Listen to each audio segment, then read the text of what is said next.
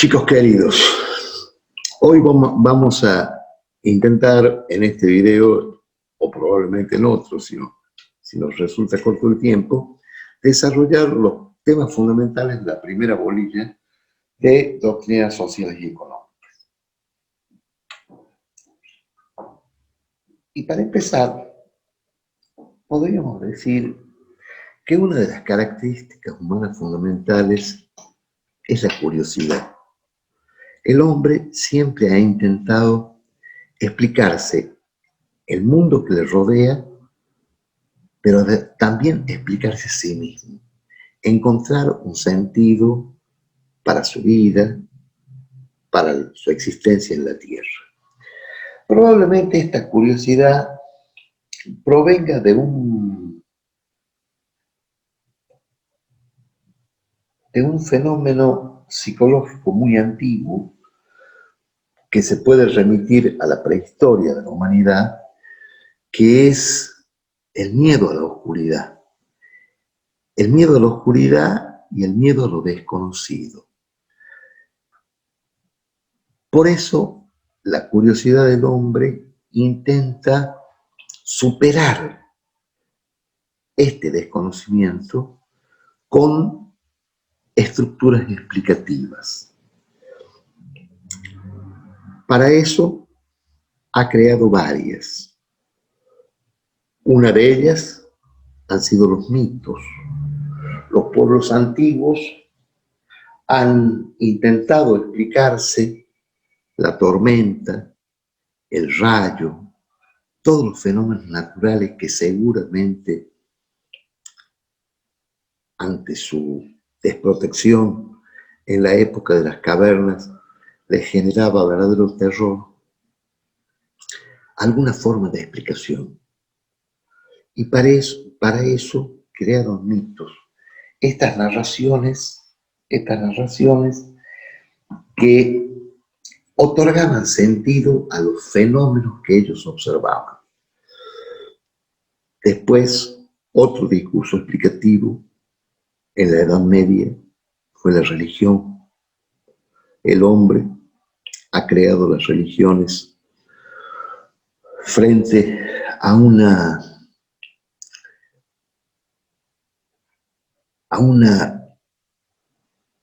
problema existencial fundamental, que es el de la muerte. Y las religiones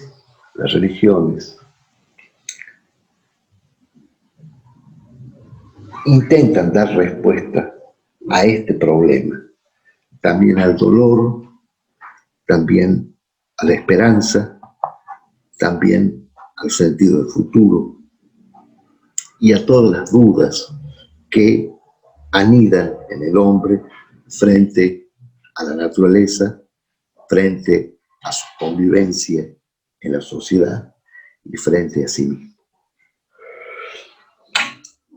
El discurso explicativo más moderno ha sido la ciencia.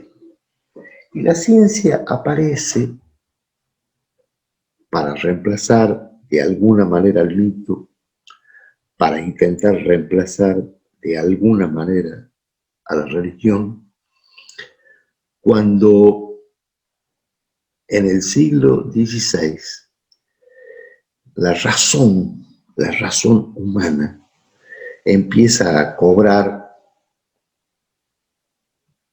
importancia central en lo que se podría llamar la antropologización radical de la historia.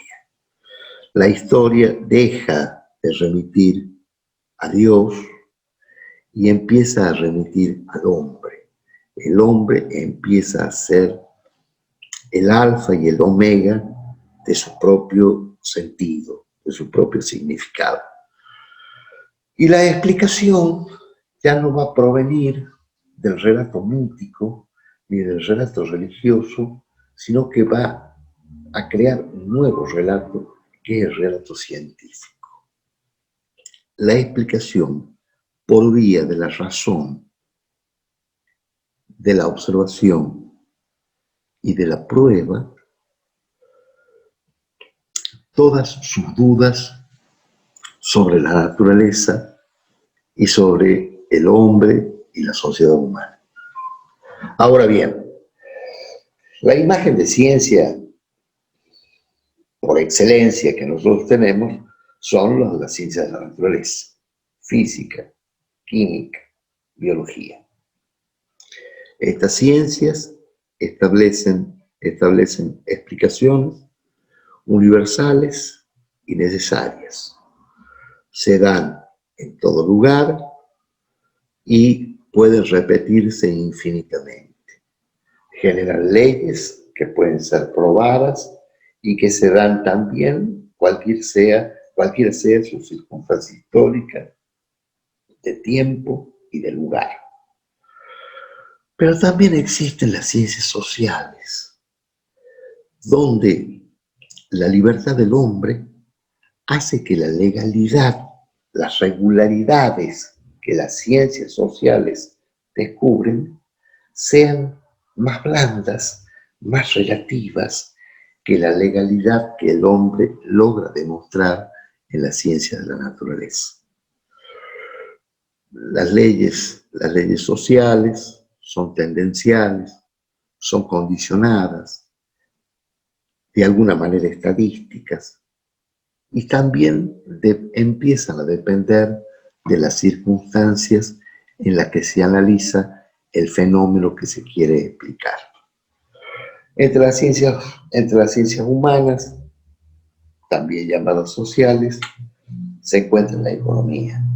La economía es probablemente la más sofisticada, la más avanzada de las ciencias humanas, porque además ha logrado incorporar en sus análisis, para otorgar más certeza, para otorgar más rigor a las matemáticas. La economía, frente al fenómeno de la escasez, porque si no hubiera escasez, el hombre no hubiera sido echado del paraíso, por supuesto no existiría la economía, porque viviríamos en un mundo de abundancia material. La economía se justifica porque explica la aventura humana por superar la escasez mediante la producción, la distribución, la circulación y el consumo de bienes y servicios para satisfacer las necesidades humanas. Este problema de la escasez es el que va a ser central y va a dar origen a la economía. La economía es la reflexión científica destinada a la superación de la escasez o a su mitigación. Por supuesto, haciendo uso de recursos escasos y que tienen usos alternativos. Pero más allá de la apariencia material que tiene la economía, llena de cifras, de precios, de mercancías, de la institución del mercado, detrás de ella están los hombres que actúan, está la libertad humana. Y esta libertad humana produce regularidades, pero también produce incertezas.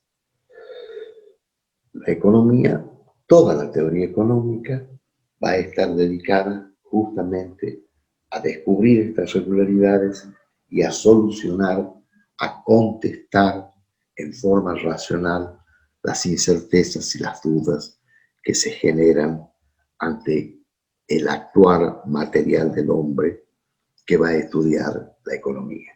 La economía, en definitiva, entonces, no estudia fenómenos materiales, sino que va a estudiar conductas humanas, individuales y colectivas, en relación a la satisfacción de las necesidades y a la superación de la escasez. O sea, siempre hay que tener en claro esto. Los aspectos materiales en la economía encubren siempre la acción del hombre, encubren siempre su aventura en esta tierra para conservar la vida. Porque la economía en definitiva va a resolver o intenta resolver el problema de la subsistencia, el más primario de los problemas. Si no se resuelve el problema material de la subsistencia, no hay posibilidad de ninguna otra actividad humana. Sin la satisfacción de las necesidades económicas, no sería posible el arte, no sería posible la filosofía, no sería posible las aventuras más altas del espíritu humano. En consecuencia, de ahí la importancia de la ciencia que vamos a estudiar. Dentro de la reflexión económica, esta cátedra ha considerado desde hace muchos años que es necesario distinguir dos conceptos: el concepto de teoría y el concepto de doctrina. Porque en la reflexión económica, en la acción económica del hombre y en su reflexión sobre los fenómenos económicos, se dan posturas teóricas y posturas doctrinarias, actuaciones teóricas y actuaciones doctrinarias. Veamos qué es esto. En términos vulgares, cuando a un ser humano se le llama teórico, se le adjudica la condición de teórico, se le está queriendo decir que está en las nubes, que es poco realista.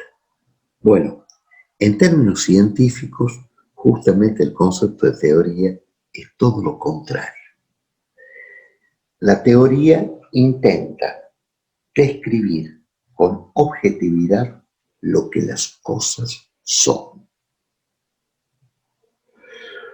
No intenta demostrar si son mejores o peores. Intenta describir el mundo tal cual es.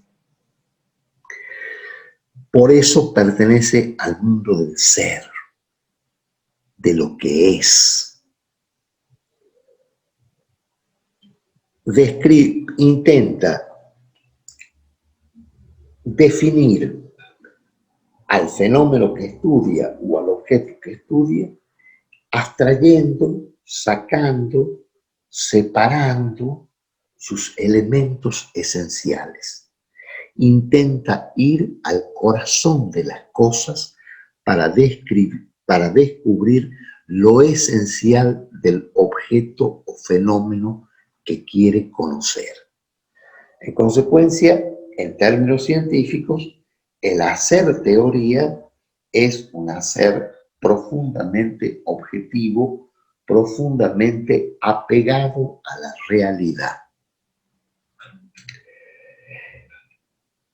En el hacer teórico, por supuesto, hay un sujeto observador, un sujeto que estudia y un objeto de estudio. Este sujeto que estudia hace teoría cuando describe después de la observación, después de la experimentación, los elementos esenciales que constituyen su objeto de estudio. En ese objeto de estudio pueden estar los precios, puede estar el mercado, puede estar la actuación de los agentes económicos, pueden estar los medios de producción, los sistemas los métodos para hacer más eficiente la distribución de la riqueza, o el cultivo de la propiedad. Estos objetos de estudio económicos son observados por el economista, son observados por el científico, que lo primero que debe hacer es describir teóricamente al objeto, que es nada más ni nada menos que poder descubrir los elementos esenciales que lo conforman, que hacen que ese objeto sea lo que es y no otra cosa. Bien, descrita la idea de lo que es hacer teoría, viene la fase doctrinaria de la actividad económica. El hombre no solamente pretende describir o descubrir lo que las cosas son, el hombre también pretende valorar los fenómenos que describe o que quiere conocer. Quiere saber, quiere emitir juicios de valor, quiere saber si esta situación económica es buena o es mala, si esta situación económica puede ser mejorada de alguna manera. También esto es una parte de la ciencia, pero esto ya no corresponde al campo del ser, sino del deber ser. Acá el hombre se implica moralmente, implica sus valores, implica sus propios prejuicios, implica su propia imagen de lo que el mundo debe ser, sus ideas de justicia, sus ideas de equidad, sus ideas de libertad, sus ideas de lo que el ser humano es o el ser humano quiere. En la doctrina están implicados los juicios de valor y los deseos del científico. Porque si solamente la economía se dedicara a hacer teoría, nosotros nos tendríamos que resignar a describir al mundo económico, el de los fenómenos económicos, tal como se da en la realidad, y resignarnos que este es el único mundo posible. Pero el hombre progresa, y progresa no solamente cuando describe con precisión el objeto, sino cuando logra hacer evolucionar a ese fenómeno, a ese mundo, a ese objeto que está estudiando. El desarrollo económico es el resultado de eso, de las ganas del hombre, de la valoración del hombre por hacer un mundo mejor. A eso se dedica la doctrina. Gracias.